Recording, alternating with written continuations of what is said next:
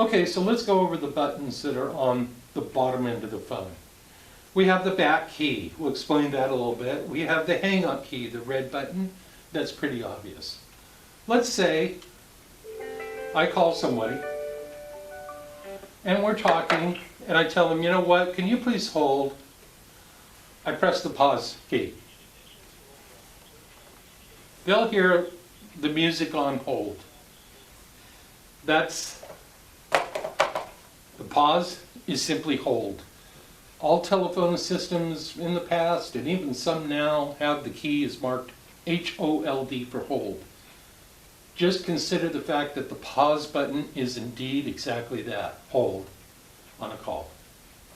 The bottom button is a transfer button. If somebody calls you,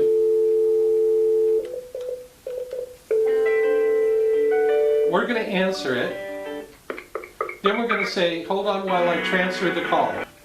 Now the phone call, the other call's on hold, I'm transferring it, I just hit transfer. Now the call is on, it's ringing on this other phone. So I answer it, and now I'm connected to the call. So you can either hit transfer and hang up, or just transfer again and it transfers the call.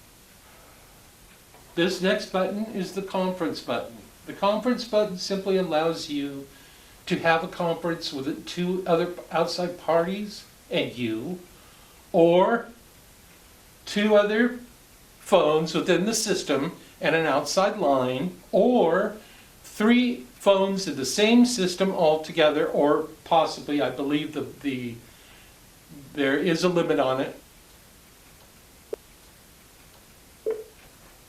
We have a headset button, which is for an analog headset. We can talk about those if you want one.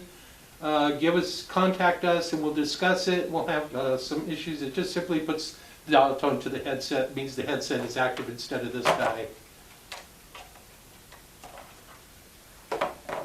Notice I lifted the handset and it took it away from the headset. So see, the headset comes on, enter a number. That's because dial tone is presently going to the headset, not the handset or the speaker button. Okay, I'm on a call. And I want to call Steve Parker.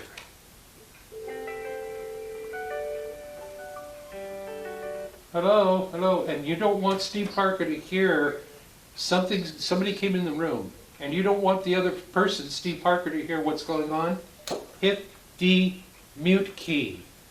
That mutes your audio path back over the line that you're talking to, the person you're talking to. When you return, you do this. So which makes it nice if you're on hold, you're calling for supplies, you're calling for somebody, you're calling, whatever the case may be, you don't want them to hear, simply press the mute button. The volume bar. The volume bar does just that. It increases the volume or it decreases the volume.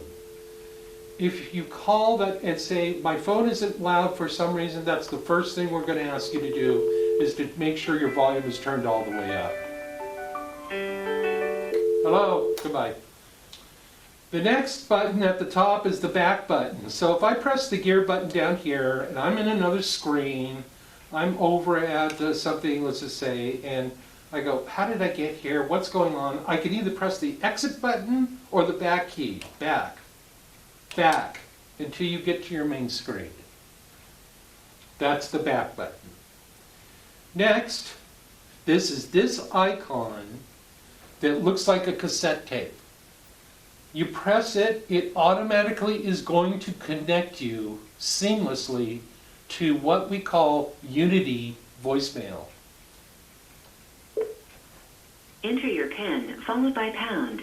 That's what it's going to ask you when you press that key. If you do something that's weird... Invalid entry. Enter your ID followed by pound. It just said ID, not PIN. ID. ID is your 4-digit extension. That's what it's asking for at that point. because there was a goof, there was a mess up. Sorry, it happens. The ID, this particular one's 2500. Then it's going to say enter your PIN followed by pound. What is a PIN number? A PIN number is a 6-digit code number or set of numbers that you will decide on once you have enrolled in voicemail. For example,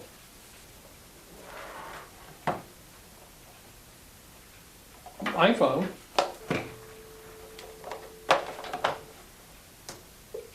Enter your PIN followed by pound. I'm not going to show you. Steve Parker. Hello. To send a message, press 2. You have no old messages. For setup options, 4. To list meetings, 6. To play external messages, 7. To exit, star. For help, 0. Well, what is external messages? Accessing external messages. Apparently there are none. Returning to main menu.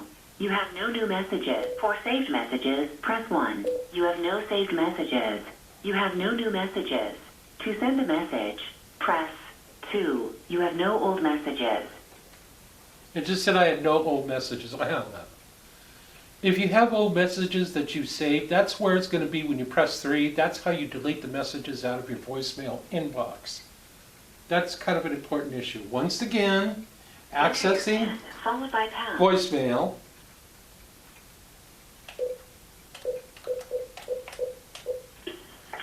Steve Parker. Hello. To send a message, press 2. You have no old messages. For setup options, 4. To list meetings, 6. To play external messages. I'm pressing 4. To change your greetings, press 1. Message settings, 2. Preferences, 3. 3. Transfer preferences. To change your PIN, press 1. It just said, you just saw it. Press 4, press 3, change your PIN, press 1. That's if you want to change it. Maybe one of the kids saw you put your PIN number in on your voicemail and you're kind of like, wait a minute. Or somebody else saw it, for that fact. And, people get nosy regardless if they're children or adults, unfortunately. So that's where you would change the PIN number, enough for giving my dissertation. That's where you would change the PIN number for voicemail. Very easy. Accessing voicemail, press Enter the your PIN, cassette followed by button. pound. You enter your 6-digit code that you set up. No, you cannot have 1, 2, 3, 4, 5, 6. You cannot have 6, 5, 4, 3, 2, 1. It will not let you do that. It's called a redundant, I believe, redundant number. I think that's the phrase. I think I've got it wrong, but that's neither here nor there. The point is, it won't let you do it. Use your dog's birthday. June 30th, June 30th, 2013. That way you always remember what your PIN is. If you get confused and there's a problem, you can always give us a call and we can reset the PIN for you. But please try to remember what your PIN is. I would appreciate it.